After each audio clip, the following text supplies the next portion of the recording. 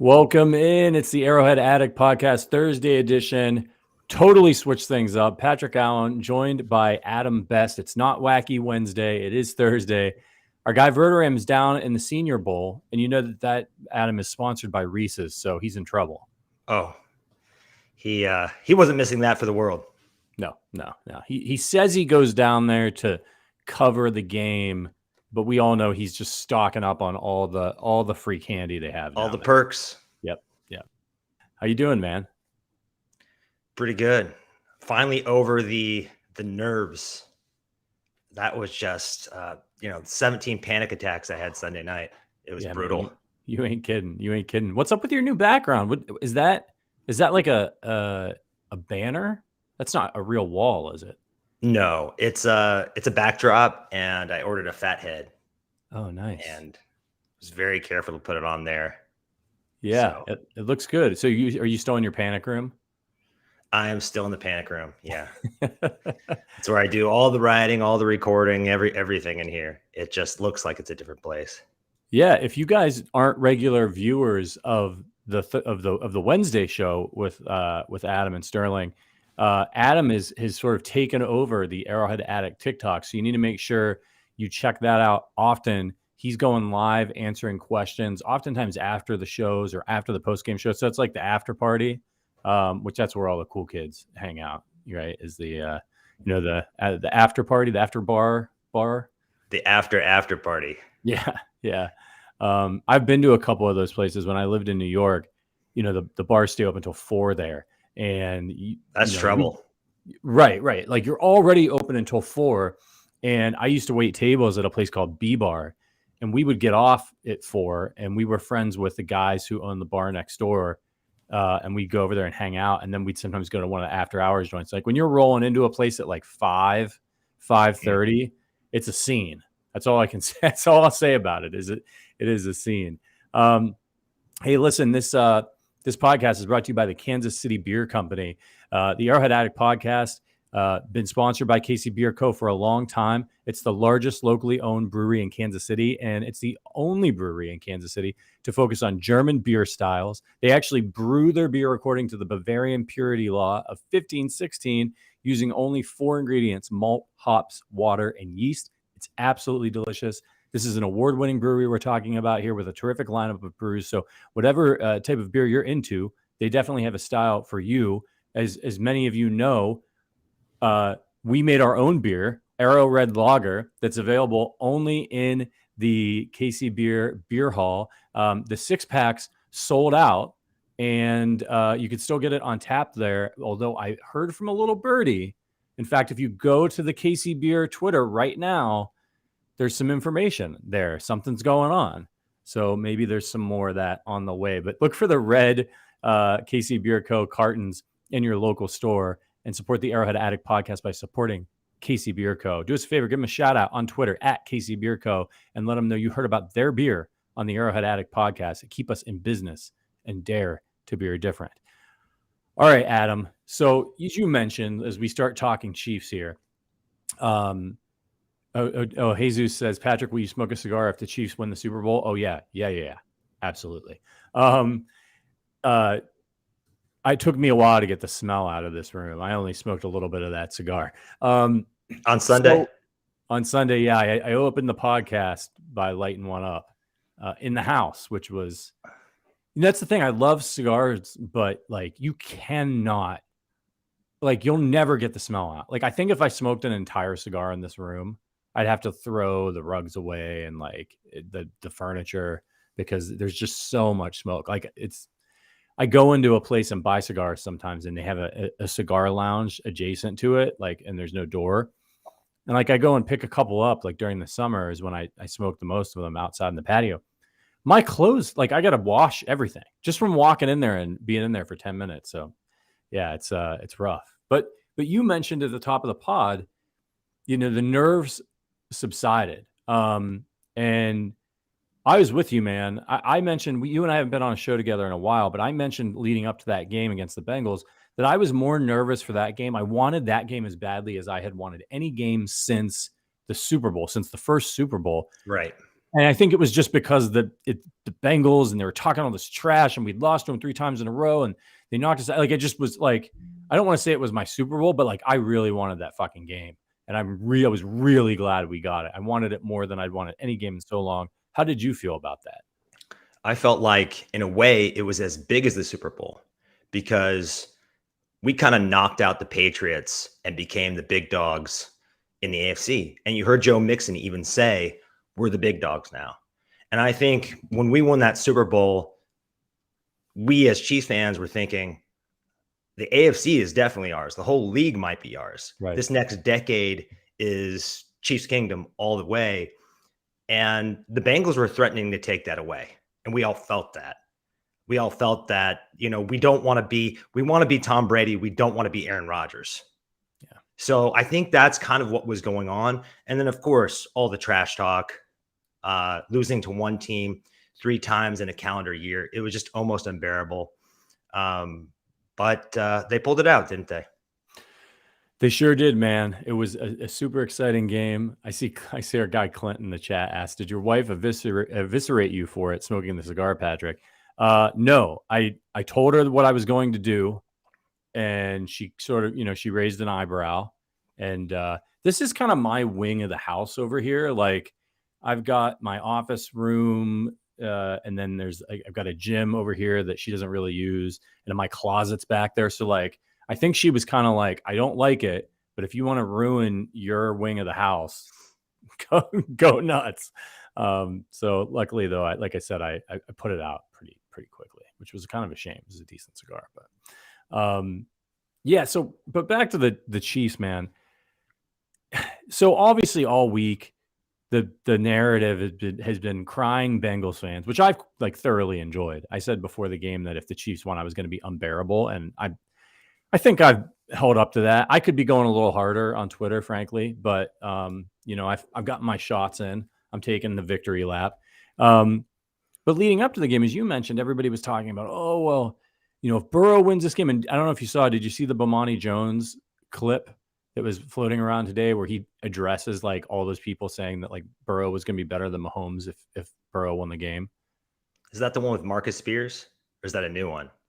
The one that I saw is just Bomani Okay. on one of his shows at the desk, kind of doing the like Daily Show style, monologue thing. And he just basically makes the point like, I don't need to rehash it, how completely absurd it is to be suggesting that at any point, no matter what happened in that game, that Joe Burrow was better than Patrick Mahomes. Yeah, we forget that they're not playing one-on-one. Right. This isn't tennis. This isn't chess. They're playing against defenses. Cincinnati's had a better defense. Their defense didn't play better the other night, that's for sure. But in the previous 3 games, their defense had been superior. It's just a case of Chiefs fatigue, the whining about the refs, the trying to assign Mahomes' spot to someone else. We're kind of the new Patriots, and I just think we're going to have to deal with it. First of all, the tears are delicious and hydrating, so I don't really mind it. But yeah, we're just going to have to get used to it because we're not going anywhere. And us being on top, there's a logjam in the AFC particularly, but in the whole league, it's going to be harder to win a Super Bowl with a dominant team. It certainly was when the Patriots were in the midst of their dynasty. So I think that's what the heart of this is. You can't rig the NFL. It's a multi-billion-dollar corporation that has partnerships with NBC Universal, Fox, Amazon, Google, Paramount. Who am I leaving out? And Disney. They'd all have to be in on it. Plus, all the players, all these egocentric billionaires that own the team, they'd have to be like, oh, yeah, do you think Jerry Jones is going to be okay with his team never being scripted into a championship? It's right. It's just so asinine. Yeah, well, those are the worst fans. The fans that think that the games are rigged, or like as soon as anybody says the NFL wants, just stop. Like, just stop it. It's so absurd. And the point you made is great. Like, Jerry Jones, the dude's insane about the Cowboys. He's the most hands-on owner in the league. If it was fixed, you better bet your ass that the Cowboys would have more Super Bowls than they do. Yeah, he holds a lot of sway with that ownership group. He basically was involved in getting the Rams moved and that stadium, and he would be orchestrating all kinds of stuff for his Cowboys. So And the other thing I wanted to chat about really quickly is this idea that the Bengals will be back. And they certainly have I mean, their team is incredibly talented. I think obviously Joe Burrow is excellent. Higgins and Chase and Tyler Boyd, they've got good players on both sides of the ball.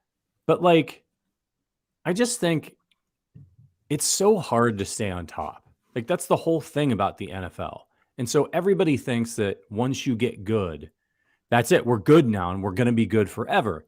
And we're a little spoiled because we have 15 and we have Andy Reid, and that's a really magic combo. But I think that Bengals fans, like the media stuff about, oh, well, it's going to be, it's always the next guy that comes along to challenge Mahomes. And just ask the Ravens. I mean, just a couple years ago, it's going to be Mahomes and Lamar and Mahomes. They're the new, they're the new Manning Brady. And then injuries, things happen. The team's not as good as they wanted to be. Then it's Josh Allen. Bills and Chiefs met in the AFC Championship game. Yep. It's been a while now since the Bills have been in the AFC Championship game. Well, I thought it was going to be Mahomes and Allen was the new Brady. And look, I'm not saying that these guys aren't good anymore, but what I'm saying is to do what the Chiefs have done the last 5 years is bananas. And so, for the Bengals to do what they did and get to the AFC Championship game two years in a row is bananas. And they were trying to go back to the Super Bowl, which the Chiefs did. And that is really, really hard. And 3 times, it's maybe only been done like once, I think. Verderam's my historian on that one. But like, don't expect Bengals fans that just because you have a good quarterback and some good players, that's just, you're going to be AFC Championship game every single year and you're going to win multiple Super Bowls. That's not the norm. Yeah. The other thing you didn't mention is ownership. Their ownership is historically cheap. Yep. So what happens when Joe Burrow, Jamar Chase, and T. Higgins all want contract extensions? Joe Burrows is coming this offseason. He's asking for it this offseason. He's going to want $60 million a year. It's going to be a lot worse than what Patrick Mahomes is getting, a lot worse than what Josh Allen is getting in terms of team friendliness. And I hate to say this, but I think we're going to be the mainstay in the AFC. And these other teams are going to be like how the Pacers and Knicks and Jazz and Trailblazers and Sonics were for the Bulls. Yeah. They're going to be a little footnote in the history of our dominance. Yeah. And that probably sounds cocky, but it's just actually what I believe. Also, the defense for the Bengals, it is a hodgepodge of veteran free agents, a very good hodgepodge with a phenomenal defensive coordinator. But I just don't think defensive dominance isn't as sticky as the other side of the ball, especially when you have these guys aging. They've been good for multiple years. They're all going to want to get paid. I just don't know how sustainable their success is. And no, there's always defensive regression. It's the hardest thing to sustain. It's maybe impossible in the NFL to be a dominant defense year in and year out, even if you have really good players. Especially without superstars, right? Right. Hey, if you don't have those superstars, I mean, if you I just imagine what the Chiefs would be like if you could, pick a couple of the Bosas and move them over there. Some of these guys that these other teams have, they would be unstoppable. But you have to spend your money somewhere. You have to spread it around. And I did not like the Tyreek Hill trade at the time, but I was wrong. It was the right thing to do. The Chiefs and Brett Veach, rightfully, and that's why he gets paid all the money to be the GM of the Chiefs, and I'm on a podcast. He believed Mahomes could elevate the guys around him, and he's done it. And with the Mahomes-Reed combo, the Chiefs should always have a top 10 offense no matter what. I would say top 5. Yeah. I mean, if line issues pop up, that's where I think it could potentially cause problems. I think as long as Mahomes has competent receivers, they'll be able to do, especially now that he's really learned to take what the defense gives him and doesn't force the big play like he was last year a little bit at times. I think They're always going to be good. And I agree with you. It's going to be tough for these teams to stick. I saw some conversation this week about how maybe it was Nick Wright. I said, like, Tom Brady broke our brains about what is like normal and what like looks like success for an NFL quarterback in an NFL franchise. There were these few moments like the Joe Montana and the 90s Cowboys and then Brady comes along. But like, if you remember Elway won 2 Super Bowls finally at the end of his career, and you're like, man, he's one of the best ever. You got 2, 3, like you were in rare air. And then it was like Montana, 4 Super Bowls, 4 championships. And then Brady went and he came in and he won they won 3. And then it was like, I mention this stat all the time on this podcast. They went 10 years without winning a Super Bowl. They won a ton of games and they were in it. But remember, they lost to the Ravens. They got knocked out of the playoffs. Like, that's going to happen to the Chiefs. And they were undefeated, I think, in 2007, maybe. And then they got knocked off by the Giants and the helmet catch and all that. In the Super Bowl. So, like, it's so hard to win consistently, to win a bunch of Super Bowls. And the narrative heading into this game, but people were like, well, if Mahomes loses, he's been to 5 straight AFC Championship games. Yeah, but he's only got 1 Super Bowl, and he only won 2 of the AFC Championship games. And it's like, man, the games get harder. Like, when you get to the AFC Championship game, you're playing better teams. You get to the Super Bowl, you're playing the best team from the other conference. Like, that line of thinking is so absurd to look at that as a failure. Much in the way that people, like with LeBron, like the dude goes to the finals. It's very similar. Yeah, it's a billion times. And if he doesn't win, 7 of them, you can't even breathe his name in the same sentence as Jordan. It's ridiculous. And Brady's championships, those first 3, were not the same as Mahomes' championship. No. Mahomes made that happen. That was on his back. Yep. Brady, we all forget because he became one of the most dominant quarterbacks in NFL history, but he was closer to a game manager at that point in his career. So I don't think it's the same. And for some additional perspective, think about how good the Green Bay Packers have been historically during this modern era. Brett Favre and Aaron Rodgers have started 31 years. How many Super Bowls do you think they've made collectively? Care to guess? Lay it on me. The same number as Mahomes, 3 in 31 years. Yeah. And that's a pretty damn good franchise. Right. So we're in rarefied air here. And I agree with you. We shouldn't let Tom Brady kind of reset the way we think. Right. The way I see it is another Bulls basketball comparison. I think, and even the Boston side of this works, I think ultimately we will see Tom Brady as Bill Russell and Pat Mahomes as Michael Jordan. That's my prediction. I think if he stays healthy and he's able to play a lot of years, I agree with you. And Belichick was a little bit younger, I think, than Reed when he got Brady. I'm not sure the exact time, but like, I don't know what's going to happen. Well, they're the same age, roughly, I think. Actually, Belichick's older than him a little bit, I think. Bit older. So, what would happen if, Andy Reid's not going to be coaching in 20 years, in 15 years, probably even, right? So, like, this could be it. Like, if they win the Super Bowl this year, maybe Andy walks away. Says, you know what? Like, I got 2 Super Bowls. I told you I'm just getting over the panic attacks, and you're bringing them back. I'm trying to scare back, man. I'm trying to scare everybody. And Matt did Nagy say he's considering coaching into his 70s, but Mahomes will have a different coach at some point. Yep. Especially if he plays, even if he just plays to Aaron Rodgers' age, like right on the cusp of 40, another 12, 13 years. There's no way Andy Reid's coaching another 12 or 13 years. No, I don't think so.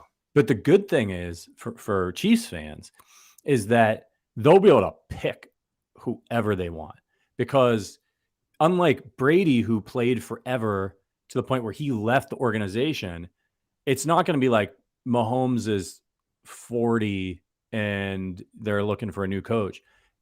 Reid's going to depart while Mahomes is probably still in his prime. And so, I mean, coaches, like, you're not going to have to twist anybody's arm to come to Kansas City and take over that program. with Patrick Mahomes. So that's at least one good thing that the Chiefs have. By the way, this is the Arrowhead Addict podcast. If you are listening, Clint says when they win the Super Bowl, Patrick, when? Absolutely. If you're listening to this, we appreciate if you could head over to Apple Podcasts, leave us a 5-star review over there. If you're watching us on YouTube right now, hit that like button. Let's get some more Chiefs fans in here. This is going to be a really interactive podcast today. We've got a ton of questions from our members. If you're interested in becoming a member of the Chiefs community that we're building here at Arrowhead Addict, check out the link in the description. We have a bunch of different membership levels. Today, we took a bunch of questions from our Ring of Honor members that we're going to be getting into about the Super Bowl, about the Bengals, all kinds of really interesting stuff. So we're going to be hitting that in just a second. And of course, we got to talk about the Sean Payton news that is sort of bubbling up here. The Denver Broncos trading picks to get a coach, which is, I just find hilarious. So we're going to talk about that. But first, I got to tell you about this quick deal. Look, the Super Bowl is coming up next week. You get a chance to bet on the Chiefs if you live in a betting state, if you're in Kansas, if you're in Ohio. We've got this great deal. And if you want to support this podcast, this is the best way to do it because we get paid when you sign up with one of our betting partners. So this one's with BetMGM. We've been mentioning it if you haven't done it yet. It's a really awesome promo that they're running right now for customers for the Super Bowl. It's for all legal betting states. You just have to use the code. That's how we get credit for it. So if you've never bet with BetMGM before, head over there, use the code Arrowhead, and you'll get a risk-free first bet for up to $1,000. Using the code Arrowhead is a great way to support us. Like I said, we get that small fee when a new bettor uses our code. So if you don't have that account, go ahead and do us a solid, download it, use the code Arrowhead, place a bet. Now, this is for new customers only, and it's you're going to be present in the select states. Rewards issued as non-refundable, withdrawable free bets or site credits. Free bets expire in 7 days from issuance. See the full terms at betmgm.com. If you have a gambling problem, call or text 1-800-GAMBLER in Illinois, Indiana, Maryland, Michigan, New Jersey, Ohio, Pennsylvania, West Virginia, and Wyoming, 1-800-522-4700 in Colorado and Kansas, 8778-HOPE-NY, or text HOPE-NY in New York, 1-800-NEXT-STEP in Arizona, 888-789-7777 in Connecticut, 1-800-BETS-OFF in Iowa, 1-877-770-STOP, or text 7867 in Louisiana, call or text Tennessee TN REDLINE, 1-800-889-9789 in Tennessee, or 1-888-532-3500 in Virginia. Someday, man. That's rough. Someday there's going to be one phone number that we have to read. And that'll be it. It'll be like 1-800-GAMBLER. Anywhere you can gamble, call that number. Wouldn't that be Makes great? too much sense. Yeah, no, way too much sense. All right, so let's talk Sean Payton and the Broncos. So the Broncos, they've worked out a deal. I don't think it's official yet. I don't think he's signed yet, right? But this news came out, what was it, yesterday? That, as you guys know, Sean Payton retired, stepped away. Well, he was under contract with the Saints. So the Saints still have his rights. And that means that if he wants to go and work somewhere else for a certain amount of time, they are entitled to you may be entitled to compensation. So they wanted first-round picks for Sean Payton, and it sounds like Broncos have come to an agreement. And there's I think the Broncos are giving up a first and a second, right? And they're getting like a third back. I think that's what's been reported. Yeah. Yeah. I've got it written down somewhere, but like, I laughed so hard when I saw this. Oh, here it is. I think it's, well, here's what this is fun. Here's what the Broncos have traded in less than a year. They've traded 3 first-round picks, but this is between Sean Payton and the Russell Wilson deal. 3 first-round picks, 3 second-round picks, a 5th-round pick, Drew Lock, meh, Shelby Harris, Noah Fant. And in return, they have gotten Russell Wilson, a 3rd-round pick, a 4th-round pick, and Sean Payton. Like, that is brutal. Now, you and I were talking about this earlier, and I'm interested to hear what you all in the chat think. I think it's ridiculous to trade a first-round pick for a coach. I will note, and this is embarrassing, that the Kansas City Chiefs once traded a 4th-round pick for Herm Edwards. My God, talk about good old bad Harm. trade. Yeah, old Herm Edwards. I just think unless you're getting Andy Reid or Bill Belichick or Tom Landry or Vince Lombardi, Like Sean Payton is a good coach, but he had Drew Brees. He won 1 Super Bowl. So like when I think of like top tier coaches that I would trade a first round pick for, I think about what Andy Reid has done with a top tier Hall of Fame quarterback and Patrick Mahomes. As soon as he got his hands, he's never had that guy in his whole career. He's won a ton, but then he gets Patrick Mahomes and it's AFC Championship game, Super Bowl loss, AFC Championship game, Super Bowl. Yeah, I'll give you a first round pick. But what do you think about this? Are they insane? Because they already are down money and picks. I don't think they're insane. It's a lot to give up. But if you look at this division with Andy Reid and Patrick Mahomes, and you look at the Chargers for Justin Herbert, you have to have a long-term vision for your franchise. He gives you that. Also, you got yourself in a mess with Russell Wilson, where last year he had his office. He was basically running the show. Letting Russ cook is the exact opposite of what you want to do. They had it right in Seattle. Mr. Unlimited is limited. You have to use him a certain way, get him in motion, take some things off his plate.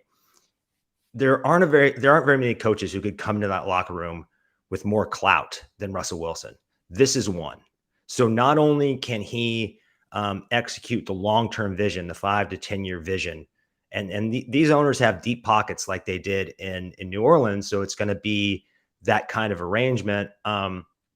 But he can get Russell Wilson in line in the short term. And I think he's going to be tasked with finding a franchise quarterback who can compete with Herbert and Mahomes and developing that player and bringing the same kind of culture that he had in New Orleans. So short term, it's disastrous. But if they're thinking 5 to 10 years, and we can't just do this quick fix thing that the division did last year because it doesn't work. We have to think long term like the Chiefs do. Brett Veach, you brought the Tyreek Hill trade. That's 5 to 10 year thinking, not like short term window thinking. So, but it is a hefty price to pay. I will not deny that. Do you think it's long term thinking though, or is it like, okay, we spent all of this, like as Verderam has hilariously pointed out on this podcast, the Broncos are on the hook for Mr. Unlimited well into the future, and there's nothing they can do without millions in dead cap. Like, is this a move where they're like, dude, this dude sucked? We gotta do whatever we can to get a coach who can get him back to like how he's played before. And so it's a short-term Hail Mary, and maybe it's short-term, long-term. If it doesn't work out, at least you got a good coach. But you're not going to have any, like, you're not going to have any cap space. You're not going to have very many picks for this new coach to work with. And as we saw with the Raiders and bringing back John Gruden, just because somebody was good before in another place and then they walk away. I'm not saying that like Sean Payton's washed, but what I am saying is, I mean, there's a much bigger gap between Sean Payton coaching and Gruden, but like, it's not guaranteed to work. No, it's not. But the other thing I'd throw at you, kind of playing devil's advocate here, is that in the last 5 or 6 years, the league has changed radically. Teams have started to think more about analytics. They're throwing more than ever. So not only is that great for Andy Reid, who was ahead of his time, I think Sean Payton was ahead of his time. And by the time the league turned into this, Drew Brees was a shell of himself. Just still had it mentally, was still tough as nails, but just didn't have the arm. So if he can find a quarterback, you never know. And remember, Sean Payton was the other guy that was in on Patrick Mahomes. Yep. So I'm a believer in him. I think outside of Andy Reid, he is probably the next best offensive mind in terms of head coaches in the game. And I think this is an era where you want offensive coaches. This is, I mean, I don't know. If I was him, especially if he was in on Patrick Mahomes, the last place I would want to return to coaching would be Denver in the same division with Justin Herbert and Patrick Mahomes, where I'm now hamstrung with picks. And like, if I was Sean Payton, I would have called up Andy Reid and been like, Andy, how much longer are you going to go? And like, then I would have called Clark out and been like, hey, Clark, like, I'm just going to chill and do TV or whatever until Andy's done here in the next few years. And I'm your guy. That's what I would have done. But well, he's been known to be impulsive, and he's got a big ego. And I think rather than being seen as riding coattails. I think he'd love to go into, in terms of ownership, it's a good situation. It's a disastrous situation in terms of draft capital right now in the division. But how many other jobs are open? Arizona wasn't going to spend the money. You think New Orleans is trading Sean Payton to Carolina? Nope. So I think he looks at it and says, well, this is a good ownership group and really the only job available for me. So I guess I got to take it. Yeah, and it is an organization that's traditionally, not maybe necessarily recently, but traditionally been run pretty well. And look, he's a guy too, and you're right. All these guys have ego. I don't know you can survive in the NFL without a little bit of ego. He's a guy that, like, if things crash and burn in Denver, he's not going to be able to get another job somewhere. There'll still be teams knocking down the door to hire him. So if he wants to get back into coaching and he thinks, hey man, I can help, I can turn Russell Wilson around and like make a run of it, good on him. I don't think it's going to work, but it's going to be interesting to see how it all plays out. All right, let's get into some of these questions. So again, these questions came from our Ring of Honor members, which is the highest tier, some of our most hardcore supporters of this podcast. You guys are the absolute best. Can't thank you enough for all you do for us and the support you have brought to the Arrowhead Addict podcast. So this show is kind of yours today. So first one, Adam, comes from our guy, Jeremy C. He said, how worried are you about the injury situation? And who are you specifically worried about? Now, the Chiefs put out an injury report yesterday, even though they didn't practice, they're letting guys rest. So they called it like a theoretical injury report. Like if they had practiced, who would have practiced? And then some additional information has come out today. Andy spoke to the media. They asked him about McCole Hardman. He said Hardman is done. Probably it's going to be difficult for him to play in the Super Bowl, which sucks. Said he was courageous to even try. Yes. Yeah. He tried to go out there and do it. And then he mentioned Juju Smith-Schuster, who he said, who's dealing with a knee issue. And he said he thought Juju would probably be able to play and that the swelling has gone down. So I'm not exactly sure what the injury is. I don't know if that's come out, if it's kind of like a sprain, some inflammation, but it seems like, I mean, thank God for the extra week. But who are you most worried about from the current injury report? I mean, the Chiefs are decimated. Probably Kadarius Toney. Yeah.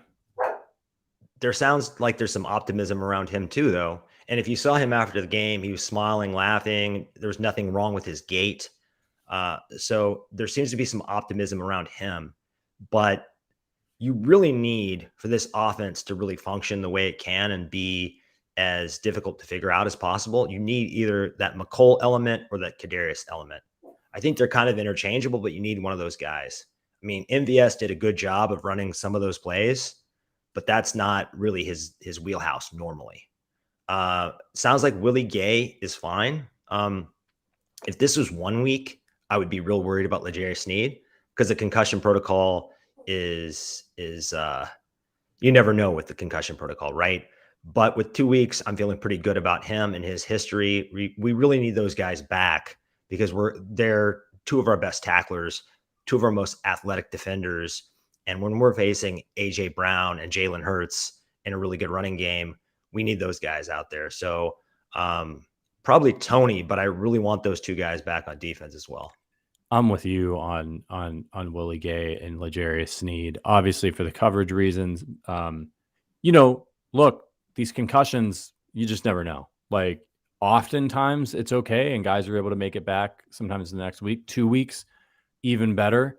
Obviously his health and safety is the most important thing, but sometimes, as we've seen with Tua, if they're really serious, you've got to let the injury heal. So let's cross our fingers for L'Jarius and be glad that we got this extra week. For Willie Gay, I'm with you there as well, because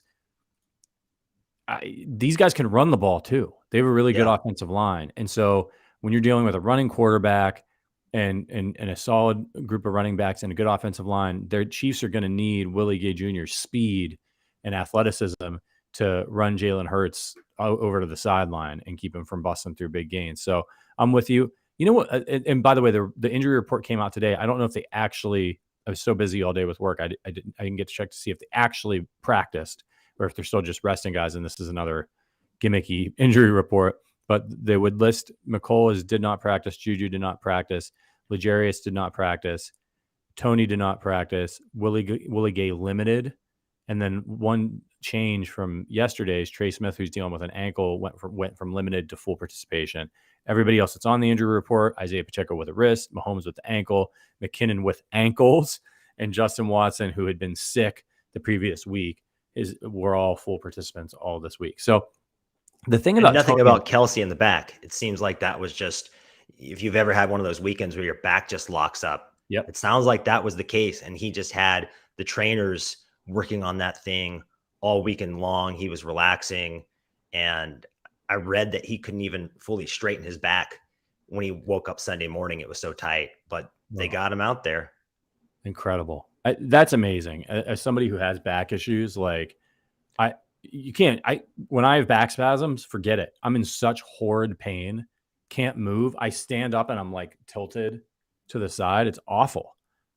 So shout out to the training staff. They're so good.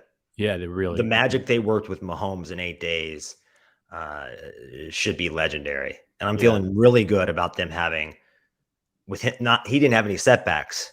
Apparently, it was just kind of a pain tolerance thing when you saw him grimacing. Yeah. Giving them like 2 weeks, I think he's going to be pretty good, 80-90%.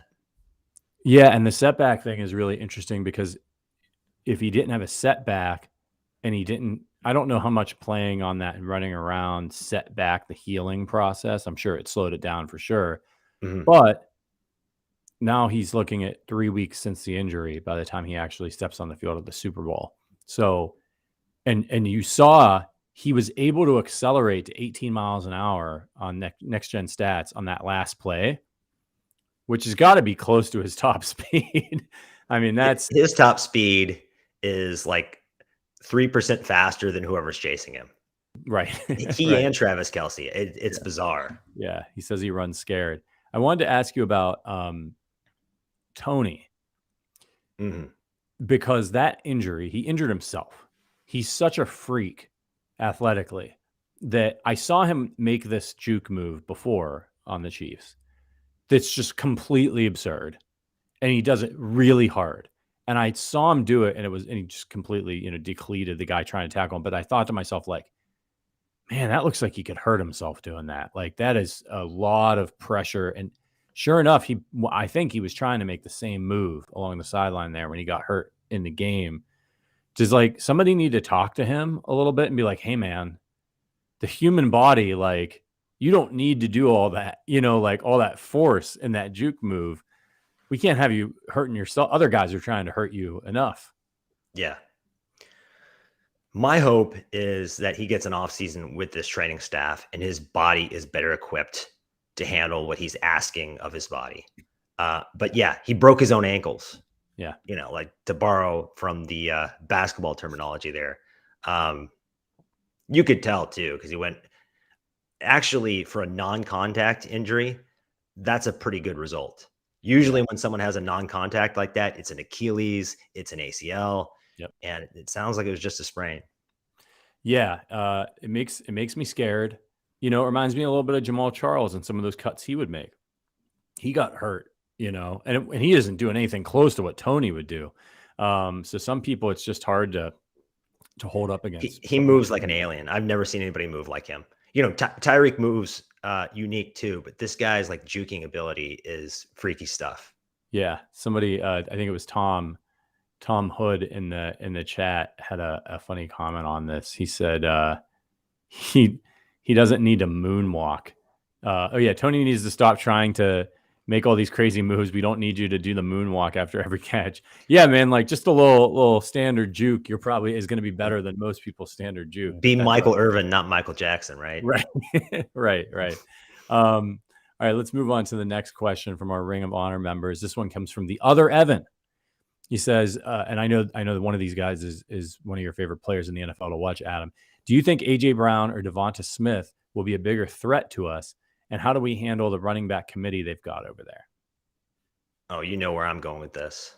I'm a huge AJ Brown fan. He is, I just think he's been so underrated. When they got him, I thought, okay, this team might be going to the Super Bowl because they just landed a top 5 receiver who has no holes in his game.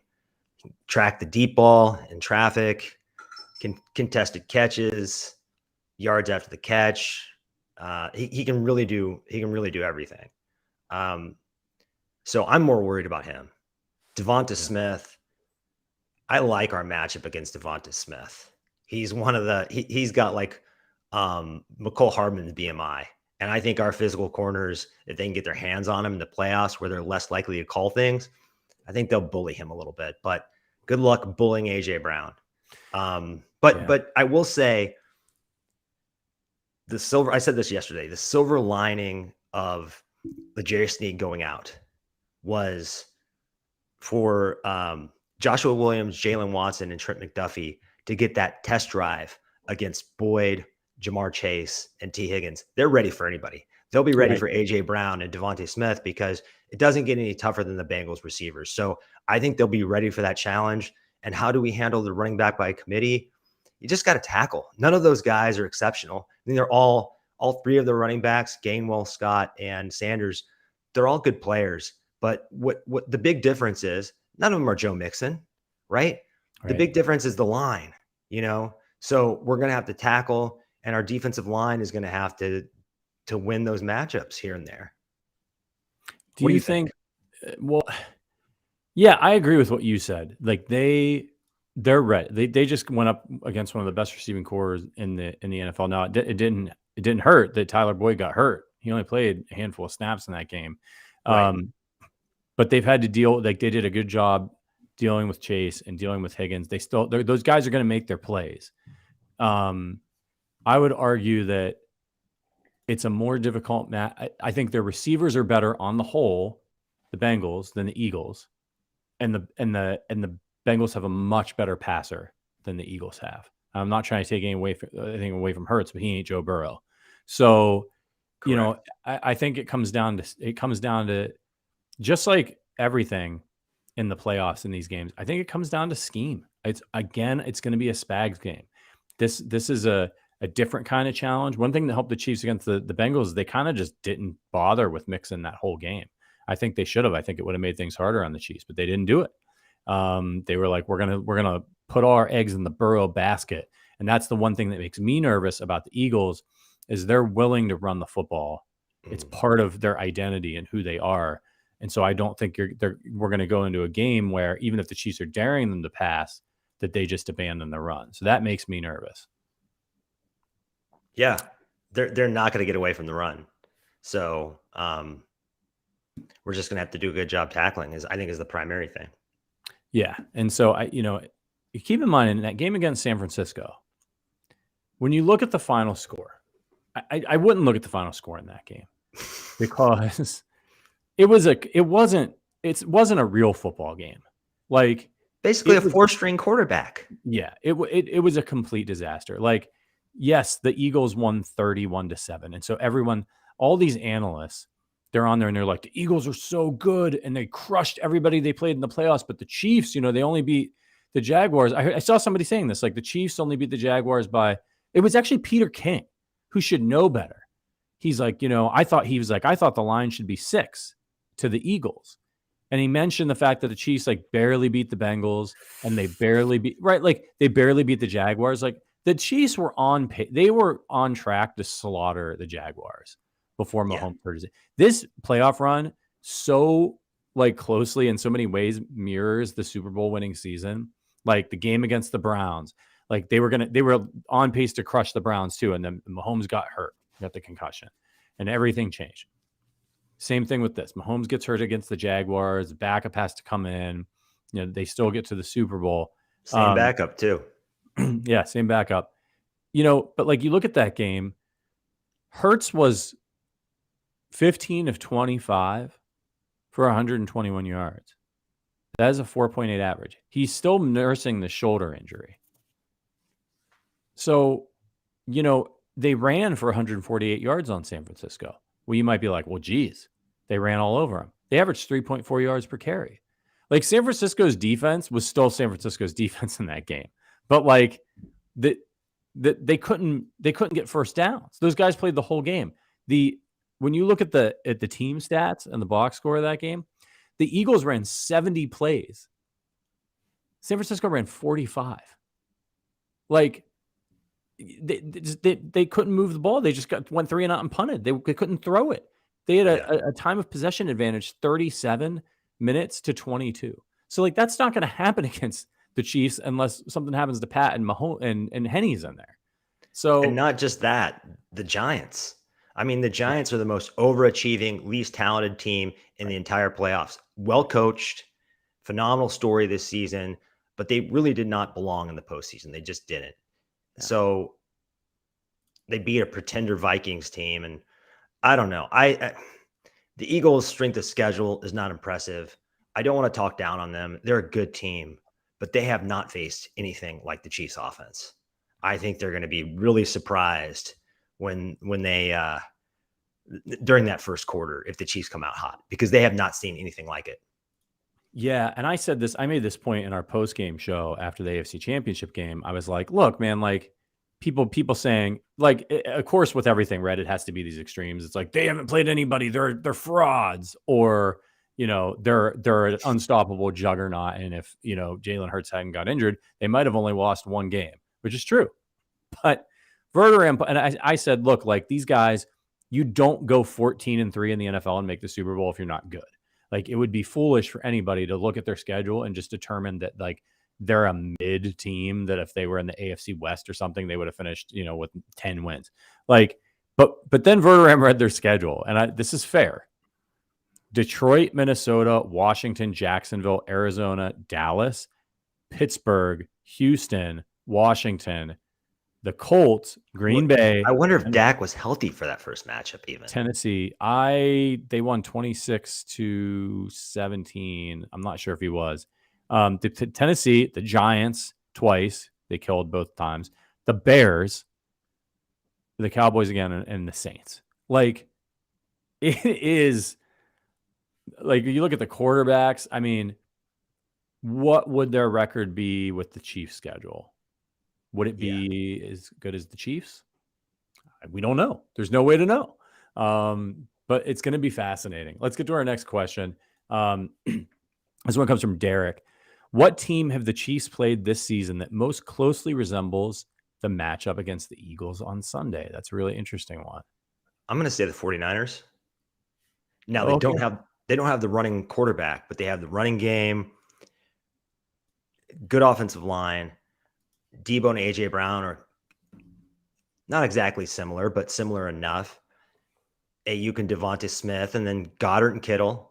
I think Kittle's better, but Goddard's a hell of a player.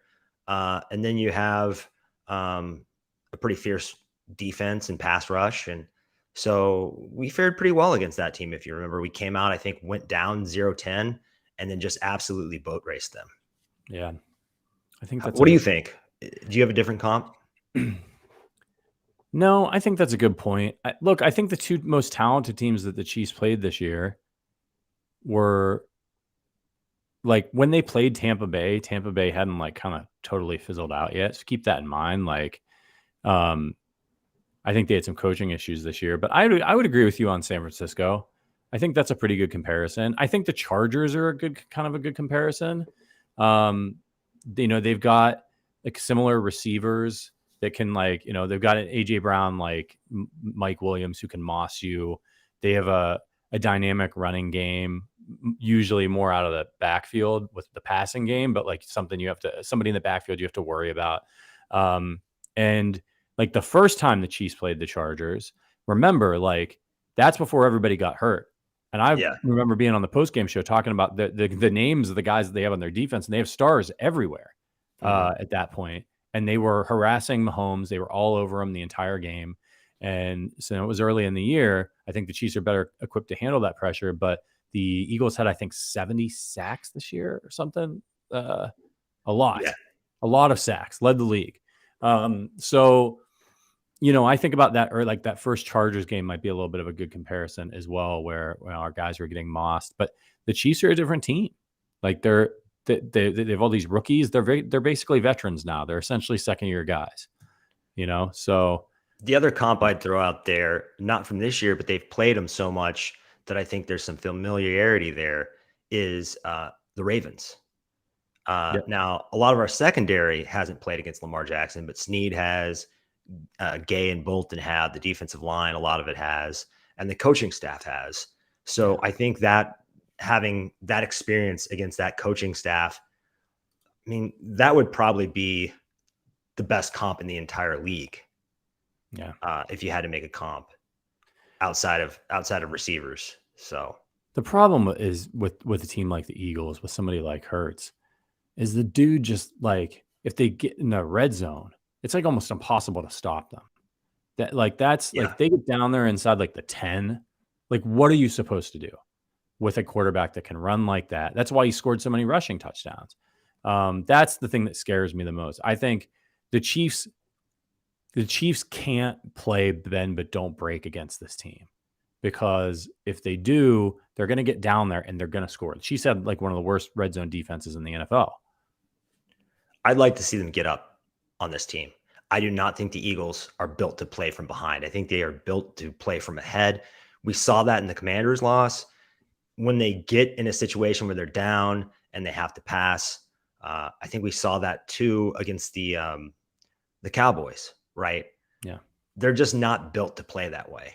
So I would not want to fall behind these guys, because then what's going to happen is they're going to run the ball like crazy. They're going to milk the clock, and they're going to limit how many possessions Mahomes has. Yeah. Yeah. And keep in mind, for those who didn't know, Hurts rushed the ball 165 times in the regular season for 760 yards, 13 touchdowns. He had a long of 42. He had a 157-yard rushing game against the Packers. He ran it 13 times. The next week, he ran it 16 times. So it didn't happen every game, but there were games where they ran him like as many times as they run a running back. Hang on one second. Sorry about that. I got a sick dog. Is this the first puking dog on the Arrowhead Addict podcast? This is probably the first puking dog. We had a barking dog yesterday. With Sterling's dog. She came. She's a sweet pup. She came over. Here, I'll have a little dog cameo. Oh, hold on. She's gonna go again. Oh, gross. Oh no. This is Scout, and she just yacked. Scout is nervous about the games too, apparently. She's nervous. I had to get her off the rug. Anyway, go lie down. Hey, go lie down. Sorry about that. Hilarious. Arrowhead Addict first. All right, let's get into some more questions here. Best cameo since Chris Jones popped on the air, right? Yeah. Oh, for sure. All right, next one comes from T-Chains. Do you think the Eagles are a bit overhyped? We kind of touched on this already because they've literally played no one and any star quarterback. I think, we touched on it, T-Chains. Like it comes down to how good is their defense? Like how good is it really? They got a lot of sacks, but I think we know that the offense is good. They're dynamic. They can move the ball. What's going to happen? What's going to happen when they go up against an offense like Kansas City that they haven't kind of had to face that good of an offense all year, or a quarterback like Patrick Mahomes? I think that's going to be the key. And I think I'll keep pounding this. It's Steve Spagnuolo and the playoffs for the Chiefs. I think what I would try to do is bait them into throwing the ball. I know you don't want to but I think that's what they did to the Bengals. He was like, go ahead, throw it to your weapons with Joe Burrow. And as we said in the show last week, it was like, I would rather have our guys get mossed a couple of times by AJ Brown for a big play here and there than get nickel and dime to death in the run or passes over the middle, which is what the Bengals did to the Chiefs the first time they played this year. That's what they did to the Bills. They're just, guys are wide open in the middle of the field, nobody around them. You can't play scared. And it happened to the Chiefs, right? A couple of plays, there was nothing. The Chiefs had good coverage and Jamar Chase just jumps up and catches it. Higgins on the touchdown. Nothing anybody could do to stop those balls. But there were a lot of plays that they take longer to develop. So it gives the pass rusher a chance to get home. And sometimes they're just lower percentage plays. And so I would rather try to force them into some of those lower percentage plays than give up 300 yards rushing and have, Hurts running all over the field. What about you? I think that's the problem with the Bengals. You live by the 50-50 ball, you die by the 50-50 ball. That's what happened on that Brian Cook tip, right, that Joshua Williams picked off. Yeah, the other thing about that strategy is, and I think Spags is really game planning in the playoffs. He kind of is a chameleon from week to week in the regular season, but he turns that up big time in the postseason. So I think he's going to have some stuff for them. But the other thing about that is, if they're running the ball again, they're milking the clock. Right. Now I think this is going to be. You mentioned the defense. This is going to be reminiscent of the Super Bowl game against the 49ers. Their defense can play good against us for 3 quarters and kind of like be winning that matchup.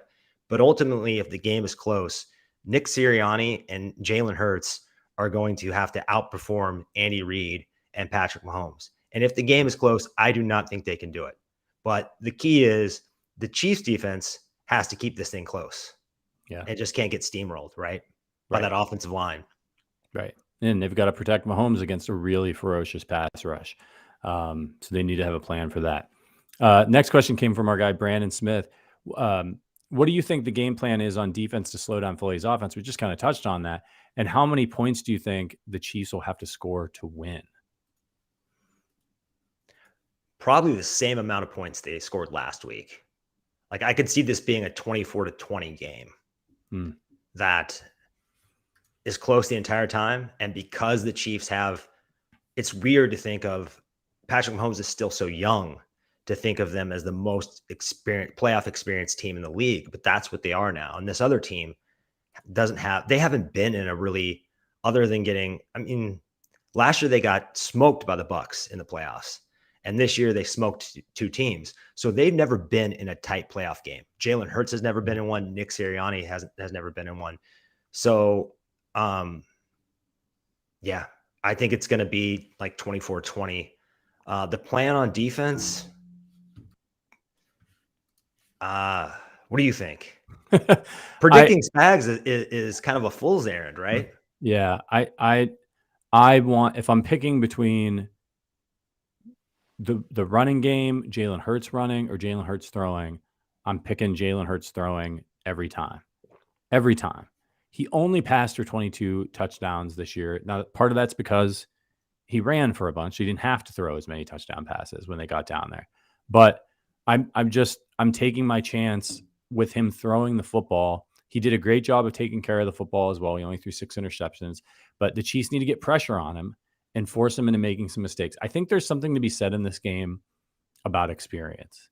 The Chiefs have a lot of young guys who have never played in a Super Bowl, but they've played in big games, like really big games against the Bills, against the Bengals, a lot of primetime games. And they just won a really huge game and they comported themselves well. There's guys on this team who have been to a Super Bowl. You have veteran leadership on this team, guys who have been to Super Bowl. Obviously, you know, the Eagles have Jason Kelsey and some other folks who've been to Super Bowls, but like Fletcher Cox. Right. But Jalen Hurts never played in a Super Bowl. This is Patrick Mahomes' 3rd Super Bowl. He was nervous in that first Super Bowl against the 49ers. Extremely nervous. Yeah. So, you know, I think that's going to help the Chiefs in this game. I still think they need to score to guarantee a win. I'm going to say 30 points. They hardly ever lose when they score 30. No. The other thing I'd mention about the game plan is if you're going to make Jalen Hurts pass, I would do the same thing they did with Jamar Chase last week and kind of bracket him and say, if Devonta Smith and Dallas Goedert have amazing plays and they, you know, they score on us, we can live with that. But we're not just going to let their alpha dog run wild on us. Right. Make him go through his progressions. Make him throw to those, you know, 3rd and 4th guys out there. I agree. You know, I just think 27 will probably get it done. It's what Chiefs defense is going to show up, right? Like they at times were bad this year and they had a terrible time. At times they struggled against the run, although they were generally pretty good at it. At times they struggled against the pass. But have they ever been bad under Spags in the playoffs though? Because even if you think back to that Bucs game that just fell apart, or that Texans game, there were some kind of fluky circumstances with how the Texans scored in that game. I don't know that I've ever seen a Spags defense just get abused in the postseason. Well, we know that it came out this week that he held things back. when they played the Bengals the first time. And like, you know, you can argue whether or not a team like the Chiefs should do that since they're trying to get the number 1 seed and play one less game. But like, I do feel like when the Chiefs play these teams like the Bills and the Bengals in the regular season, they throw everything they have at them. And the Chiefs strategically, like they know they're going to be there, right? Like Spags and Andy Reid, like they're going to the playoffs. And they may not even be what, like they'd like to have the number 1 seed, but they'd rather be able to beat the Bengals wherever and whenever they play them. And so, you know, I think he's got stuff in his back pocket that he can pull out that's not going to be on film. And I think that that's what they did. They did that against the Bengals. And for an entire quarter, they shut them down. They got 0 yards in the first quarter. And the Chiefs still just won by the skin of their teeth because that offense is so good. So they're going to need something like that again against another dynamic offense. Let's grab the next question here as we hit the hour mark. This one from Albert. If you could choose an unexpected non-Chiefs player, Mahomes, Kelsey, Jones, to have a breakout game in the Super Bowl, who would that player be? So non-star. Who's going to be the guy that kind of comes out of nowhere for you? Willie Gay. If you think about Jalen Hurts and the kind of things that they do with the running game and him and AJ Brown and all the screens they run with Dallas Goedert and Devontae Smith, we're going to have to really tackle. I also think Willie Gay, you can see him picking off the kind of balls that Jalen Hurts throws sometimes. Yeah. So that's my guy offensively. Who do you got? I've been waiting for the Isaiah Pacheco game, and he's made an impact like at different times. He had, you know, a huge run against the Jaguars. He had a couple of nice plays against the Bengals, but I've been waiting for him to just break one or have a game where he runs for like 140. You know, like I think he's got that in him, and the Chiefs don't like to run it a lot. But is that how the Chiefs slow down this Philadelphia pass rush? They get the run going. So I'd say Pacheco would be an interesting one for me. The other one I could see, I don't know if you count this as a star player, but Juju, if he's out there, you know, this would be the time for him to have one of those big games that he has occasionally in this offense where like he goes for like 115 and like a touchdown, where they're like, okay, Mahomes is hobbled. We're going to try to take away Travis Kelce. And so Juju's that sort of almost like another tight end out there running around, big bodied, runs a lot over the middle. So I think it's more likely that it's Juju than it is Pacheco, just given that. I'll throw Kadarius Toney out there too. I think they were, if you look at the 2 playoff games before he got hurt, they were engineering touches for him. They were going to him. Mahomes trusts him. He's electric in space. I feel like he's been on the verge of a breakout game. It just depends on his health. Yeah. Next up is Rhino. Do you think that the Super Bowl could be another wasted trip with how many injuries the Chiefs have? Seems similar to 2020 when the O-line was banged up something fierce and Patrick having his turf toe. You know, I don't feel that way about this one. That line, like, it's a couple things. That Tampa Bay Buccaneers team, in my opinion, was better than the Chiefs.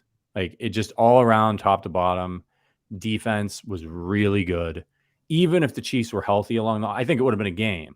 But even if the Chiefs were healthy along the offensive line, I think that was going to be a tough one. They had a really good game plan for the Chiefs. And the fact of the matter is the Chiefs were, their timing was off. It was not quite like the Bills game against the Bengals, but like, you know, if you watch that game in the playoffs this year, the Bills just seem out of sorts, and that all the drops and the Chiefs just were not in sync.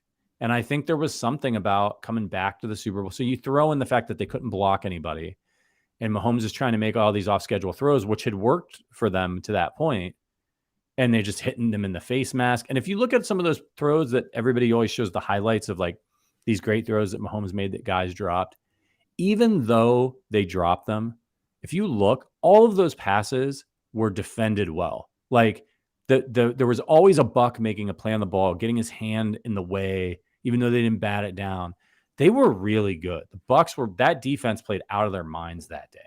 So I don't think, even though the Chiefs are banged up, I think they are really good and their offense is really efficient. And they just beat the Bengals in a game. Like, I think the Bengals are really good and the Chiefs just beat them. It helped that they were at home, but when Mahomes couldn't scramble and all of their players got hurt in the game and they still pulled it out. And that's pretty incredible. So I don't. I think the Chiefs have a real good shot to win this one. I don't think you can compare what's going on with their wide receiver room to what happened with their O-line. Because if you look at this wide receiver group, they're pretty interchangeable. I mean, there's not that much distance in talent level from 1 to like 6. Yeah. So I'd feel pretty good if we had Sky Moore, Justin Watson, and Juju out there. And if Kadarius Toney gets out there and we don't have Hardman, but we have, and I didn't even mention MVS. I think it's a totally different scenario. Yeah, MVS is going to be playing with a lot of juice after the performance he just had. As long as they got Kelsey and they've got Juju, I think they're okay. And remember, that was a coaching staff and quarterback that had a shitload of experience, night and day to what this quarterback and coaching staff have. So it just feels totally different to me. Yeah, I agree. Next one is from T. Criley. What is the game plan to stop the run? Our defense has been playing better, but the Eagles team just ran all over a really good 49ers D.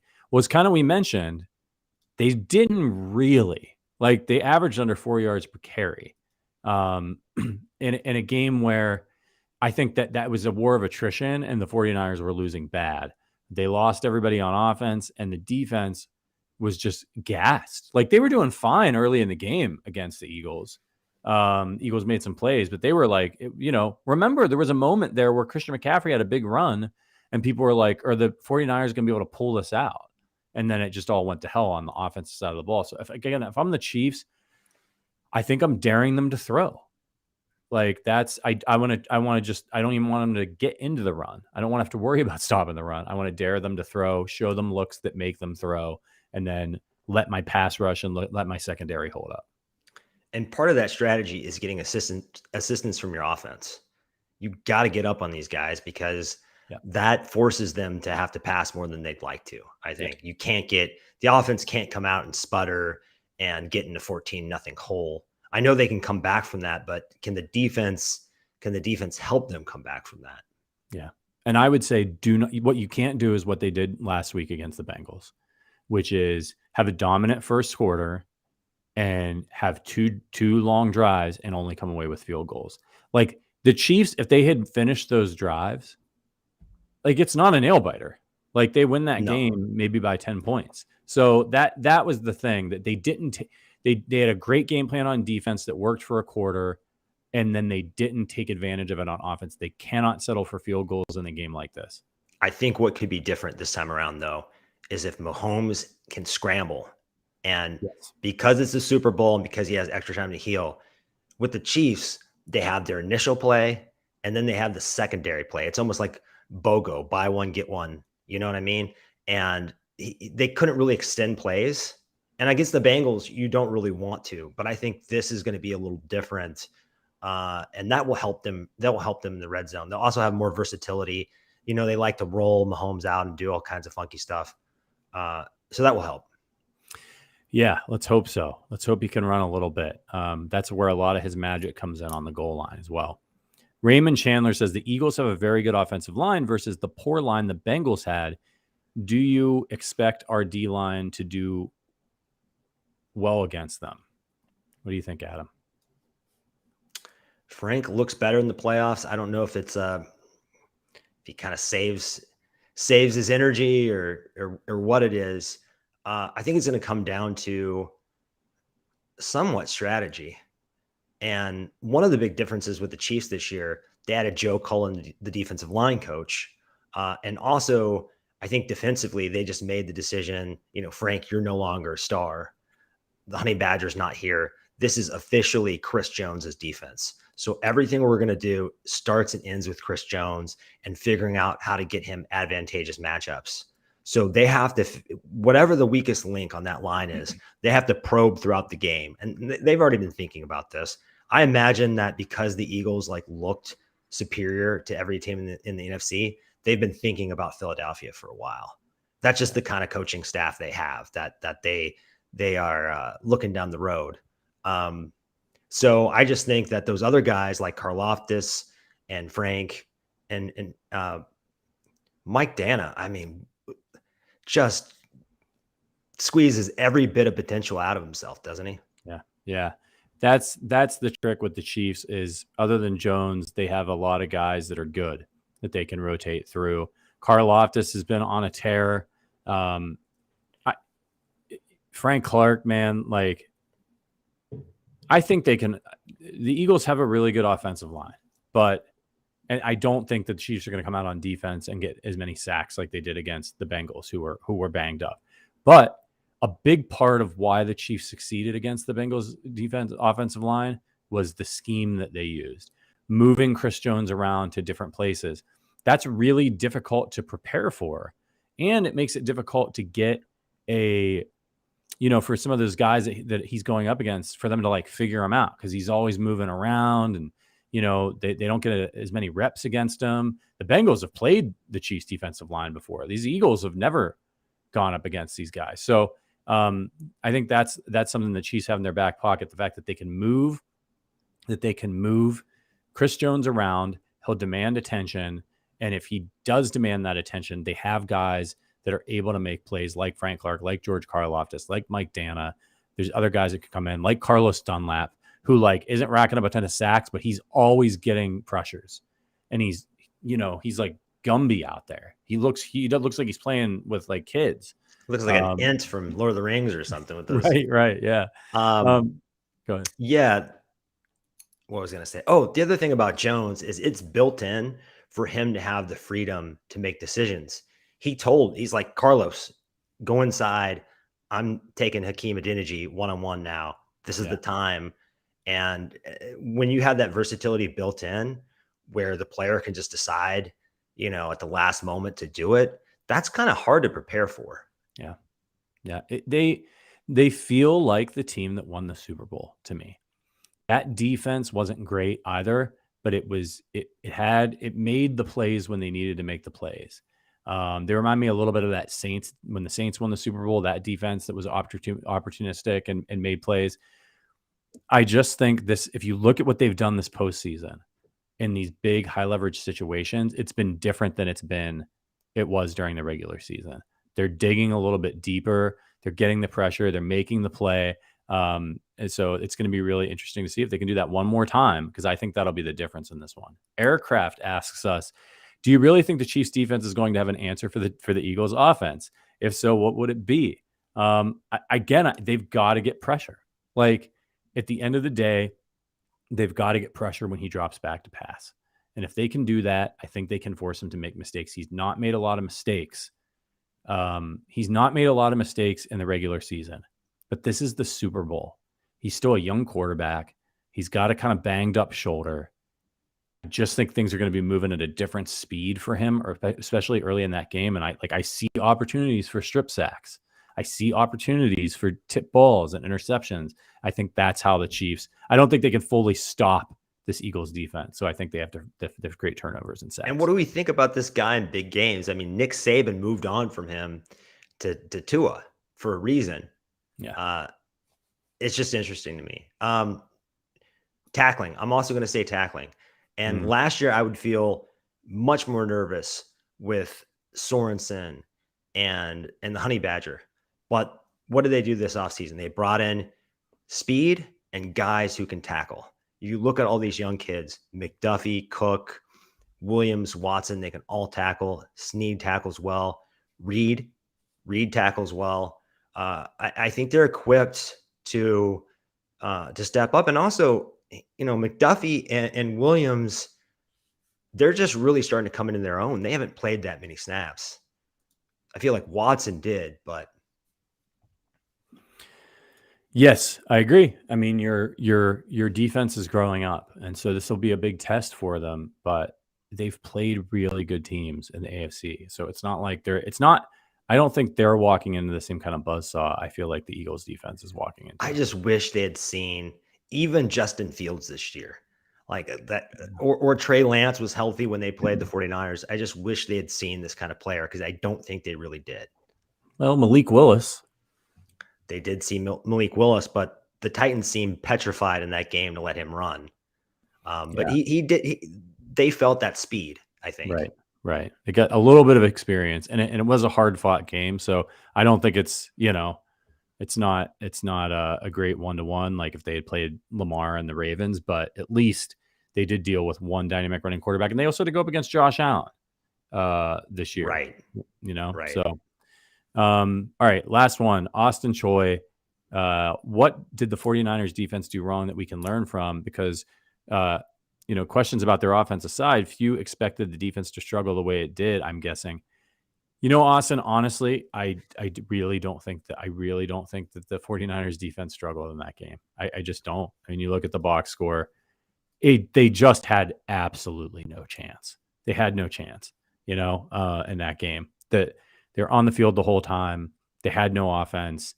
They got a lot of stops. It didn't matter. It didn't matter. They were gassed, and they played a lot more plays.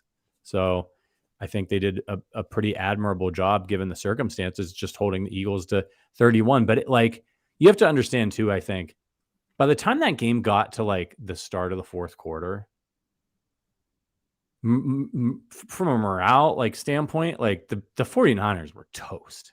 You know what I mean?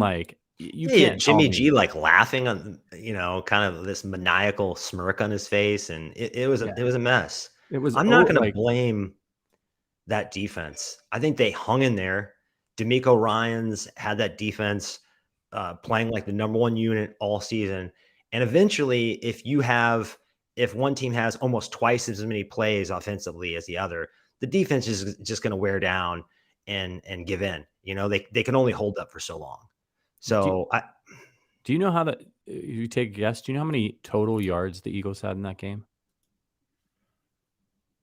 Well, you said they had 138 yards rushing or something like that. Yeah. So I'm going to guess they had 300 yards. 269 yards. If you told the San Francisco 49ers before that game, hey, your defense is going to hold the Eagles total to 269 yards, they probably would have thought, well, we won, maybe by 10. That's pretty good. The 49ers only mustered 164 total yards themselves. So, pathetic. I mean, they held think of it like this, because you look at the score and you're like, oh, well, their defense got blown out. No, the yards per play in this game, the 49ers, who had no quarterback the entire time, literally couldn't throw the ball, threw one or two passes in the second half. They averaged 3.6 yards per play. The Eagles averaged 3.8 yards per play. They were great. It's almost like the Mahomes performance against the Bucs, where it's you look at the box score and you're like, oh man, he sucked. He was terrible. And it was no, man, he was running for his life. He ran 8 miles on the field that day. That game was effectively over when that happened. I mean, think about the Super Bowl. Even that Jaguars game, I was thinking, okay, that's the season. That's the season. Yeah. If Mahomes is out, I don't know that Henney can hang on for, maybe a quarter and a half, but 3 quarters, over 3 quarters. So I think that game, everybody knew that game was over. I don't even know who our 4th string quarterback is. Think about that. We wouldn't have one. I mean, they'll go into this. I was shocked that the Chiefs didn't have Shane Buechele up for the AFC Championship game, especially after watching that 49ers game. They had him inactive, and I was just and people were saying, they were like, yeah, but if it comes down to Shane Buechele, the Chiefs aren't winning anyway. And that's not necessarily the case. There's a difference between you need to hang in a game and you've got Andy Reid, who's a brilliant offensive coach, and you've got to use Shane Buechele to get a drive. Than having Christian McCaffrey as your quarterback. Right. And you also don't know when the injuries are going to transpire, but we did see in that game, Mahomes is out, and then there was that late hit by Alden Key on Chad Henne. So Right. what would have happened if Chad Henne went out and Mahomes never came back in? Would McKinnon or Kelsey or remember that Broncos game when their whole quarterback room got COVID and they had to start Kendall Hinton, a wide receiver at quarterback, and he like completed 2 passes or something like that. So it does worry me a little bit that we're not carrying that third guy. I would for the Super Bowl, man. Like I just, you know, you got a banged up Mahomes. I don't think his ankle is going to keep him off the field. But like, what if he were to, God forbid, get a concussion or something? And then, like, what if you're in the game? See, that's my point about this. Like, where, like, yeah, if something happens in the first quarter, they're probably going to get smoked. But like, let's say Mahomes is playing great. It's a game like they just had against the Bengals, and on that last drive, you know, they end up down to Henne, and something happens to him, and they need a field goal to win. You're telling me like you wouldn't want Shane Buechele, who can complete a couple passes, over but Travis Kelce, Jerick McKinnon playing quarterback? Like, he can even scramble a little bit, knows how to read his progressions. Yeah. It's curious to me. I like Jody Fortson, but with the Belldozer healthy, do we really need to carry 4 tight ends? I know he likes that versatility. He wasn't up for the game, Bell. He was a healthy scratch. That's was what was interesting to me about the Bengals. And Justin Watson was a healthy scratch too. So you had kind of, you almost had Watson an excuse. Was sick. So he doesn't count against the 53, right? Right, but he was sick. I think he would have been up if. But that was an extra spot. That was even more of a reason. Right. Yes. To carry Buechele, you know? Yeah. They had a lot of guys out. So yeah, but they weren't going to do it. Like they're just, you know, and he hasn't been active, I don't think, all year, and he probably isn't going to be active for the Super Bowl. So, you know, this is probably a futile conversation, but shout out to everybody in the chat. John Jones says we ran for 200 yards on them the last time we played them, but Tyreek Hill had 186 yards and 3 touchdowns. I'm very worried about our offense not being good enough to put up 30. I mean, this offense could put up 30 anytime. As long as Mahomes is upright. I mean, you just saw what he did a week after getting a high ankle sprain against the Bengals team that has done a great job of limiting him. Yeah, they only scored 23 points, but like they were doing pretty well until when the injuries started happening, when they lost Tony and they lost Hardman and they lost Juju. I'm going to say that again. At the beginning of the game, they had all those guys. They lost Hardman. They lost Tony. They lost Juju. They were Watson was sick. Yeah, Watson was sick. They were down to Travis Kelce, MVS, and then they had Sky Moore, who has not played very much, and Marcus Kemp was running routes. He's got like 24 yards, 24 receptions in his entire career. He was out of football. He's been on the Chiefs practice squad all year. Good special teams player, but like, so I mean, and they won that game. They got more points late, and then they scored. So like, if they have MVS, Juju, Kelce, Sky Moore, and Jody Fortson, who like just because he just got back, I'm feeling pretty good. They've got options. They got people they can throw the ball to, and they left beaten on the bone, like you said. Those early red zone trips, they had to settle for field goals. Yep. Also, there was that freakish fumble that Mahomes had. He didn't lose a fumble all year. Right. And I'm going to bring up that 49ers game again. They were the #1 defense in the regular season. We went into their house and just absolutely annihilated them. I don't remember what the final score was, but it felt like we could have put up 50 that game if we wanted to. Yeah. We're going to have to wrap up here in a second. Let's just get a couple questions from you guys out there in the chat who have been hanging with us. Fire some questions at us. If you would. Somebody's mad about what we're talking about out there. Some guy named William. He's like swearing. You all right, William? Take a breath, brother. We're just talking ball. Go touch some grass. Yeah, go start your own podcast. You can talk about whatever you want. Summer Tate says the Chiefs had the hardest schedule in the NFL this season.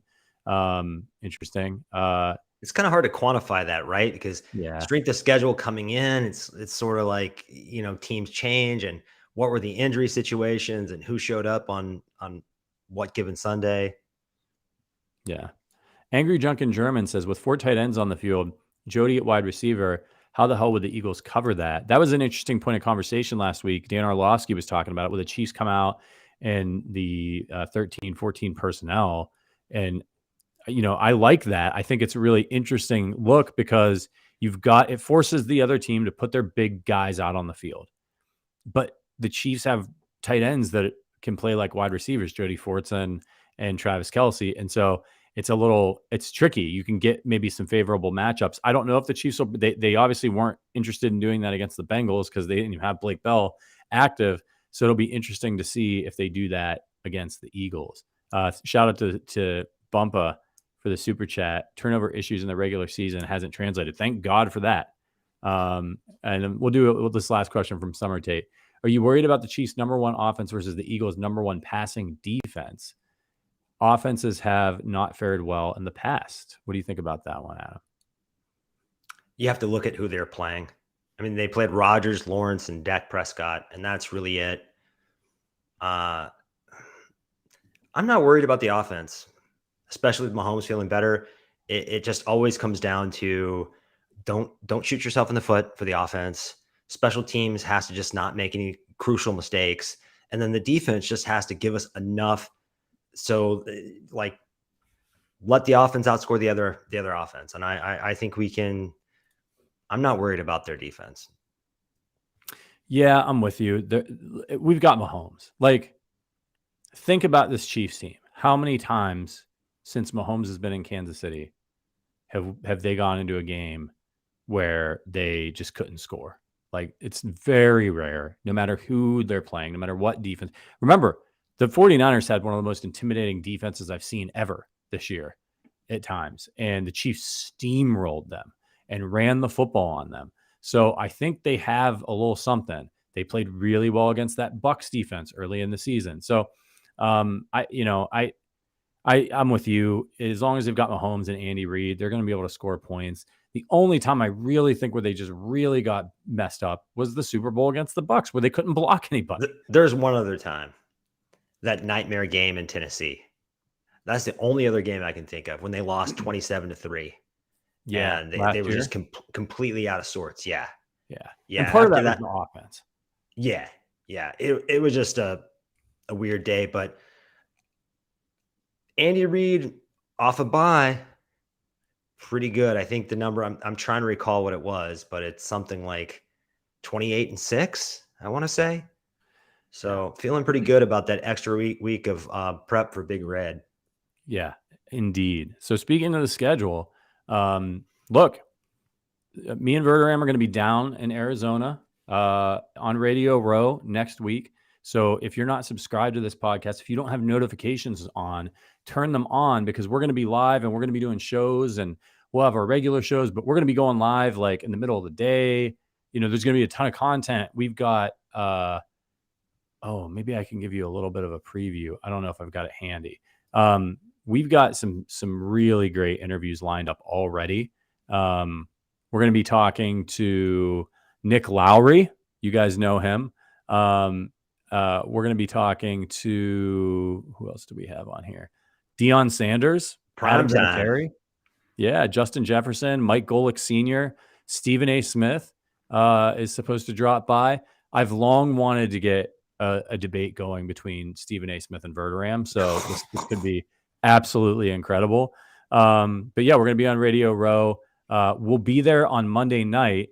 We'll be doing an AMA on Monday, sometime in the afternoon. But then Monday's opening night. So make sure you're following at Arrowhead Addict on Twitter. Make sure you're on the website, because we're going to be there walking around, asking questions, talking to Chiefs players. They've got media availability in the mornings. So we're going to be, around. So make sure that you are just following us all next week, because there's going to be all kinds of exclusive content. Peter Abbott says, hey guys, I run a knife store in Westgate Mall near the stadium and would love to meet you guys. Peter, is that kind of dangerous? At first I thought he was threatening. Which may be the case. Let's be honest here. Peter, you don't want to murder us, correct? Can you clarify? And is that Westgate? Is that in Arizona? Or are you saying, is that in Kansas City? Is that a suburb of Kansas City? I don't know. Richard says that's a mall.